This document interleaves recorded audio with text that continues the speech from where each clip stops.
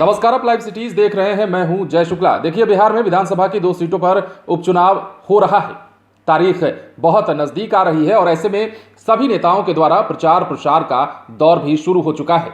यूं कहें कि एक बार फिर से लालू प्रसाद यादव बनाम नीतीश कुमार होने जा रहा है, क्योंकि नीतीश कुमार तो कल ही चुनावी मैदान में उतर चुके हैं और लालू प्रसाद यादव भी तारापुर में चुनावी सभा करने जा रहे हैं। उसकी तारीख भी अब लगभग तय हो गई है। ऐसे में तेजस्वी यादव, जो कि लगातार लोगों के बीच में जा रहे हैं, दावे कर रहे हैं, वादे कर रहे हैं और यहां तक भी बात कर रहे हैं कि अगर 2 सीटों पर राजद की जीत होती है तो बिहार में सरकार राजद की बन जाएगी। खैर, ये बात की बात है, लेकिन तेजस्वी यादव इन दिनों जब भी सभाओं में जा रहे हैं तो वो वही वादा दोहरा रहे हैं, वही वादा कर रहे हैं जो बिहार विधानसभा चुनाव 2020 के दौरान वो किया करते थे।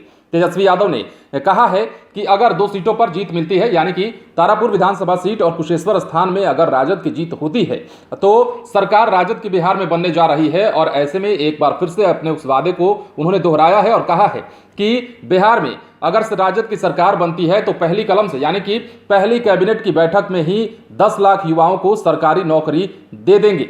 बिहार में असली जंगल राज तो अब है। महंगाई, भ्रष्टाचार, बेरोजगारी, घूसखोरी चरम पर है। ये बातें तारापुर विधानसभा उपचुनाव को लेकर सोमवार को नेता प्रतिपक्ष तेजस्वी यादव ने कही। वे जगन्नाथ उच्च विद्यालय मैदान में चुनावी सभा को संबोधित कर रहे थे। उन्होंने कहा कि तारापुर और कुशेश्वर स्थान के विधानसभा उपचुनाव में अगर राजद जीतता है तो जल्दी ही बिहार में राजद सरकार बनाएगा। कैबिनेट की पहली बैठक में 10 लाख युवाओं को नौकरी भी देंगे। उन्होंने कहा कि सीएजी की रिपोर्ट में बिहार सरकार के खजाने से 2 लाख करोड़ रुपए खर्च किए गए हैं। उस खर्च का हिसाब नीतीश सरकार नहीं दे पा रही है। डबल इंजन की सरकार में महंगाई चरम पर है, जबकि बिहार और केंद्र में एनडीए की सरकार है। नीतीश कुमार ने बिहार में शराबबंदी की, लेकिन शराब की होम डिलीवरी हो रही है।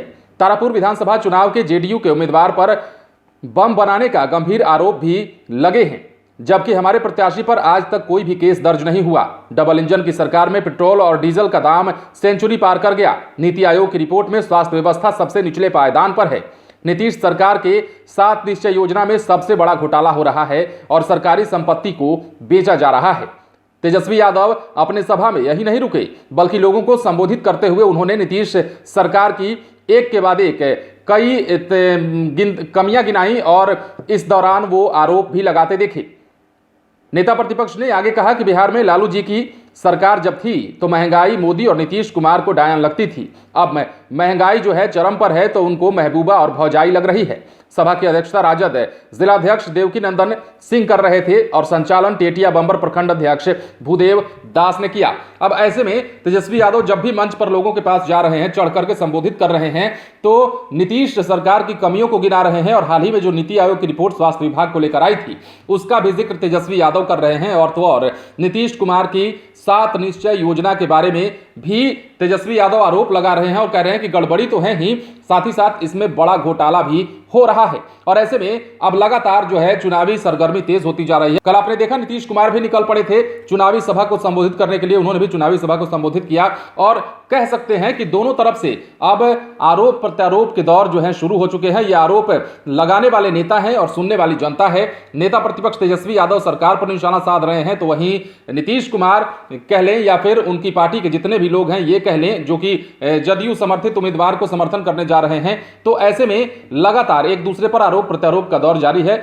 सवाल यह है कि आखिर इन दोनों सीटों पर जीत किसकी होने जा रही है, ये वक्त बताएगा। अब ऐसे में पहले ही तेजस्वी यादव ने बड़ा दावा कर दिया है और कह दिया है कि अगर सरकार राजद की बनती है, या बल्कि यूं कह लें कि तेजस्वी ने यह दावा किया है कि बिहार में राजद की सरकार बनने जा रही है अगर इन 2 सीटों पर जीत मिल जाती है तो। और उसके बाद यह भी दावा किया है कि 10 लाख युवाओं को जो सरकारी नौकरी देने का हमने वादा बिहार विधानसभा चुनाव 2020 में किया था उसे भी पूरा करेंगे अगर इस बार सरकार बन जाती है तो। अब देखने वाली बात यह होती है कि बिहार विधानसभा की इन 2 सीटों पर जो चुनाव हो रहे हैं, उपचुनाव हो रहे हैं, उसमें बाजी कौन मारता है और किसकी कथनी काम आती है, किसकी करनी काम आती है। आप बने रहें लाइव सिटीज के साथ, तमाम खबरें आपको देंगे, लेकिन उसके लिए हमारे चैनल को सब्सक्राइब करें। अगर आप ये वीडियो फेसबुक पर देख रहे हैं तो पेज को लाइक करें। इसके अलावा ट्विटर पर जरूर फॉलो करें। धन्यवाद।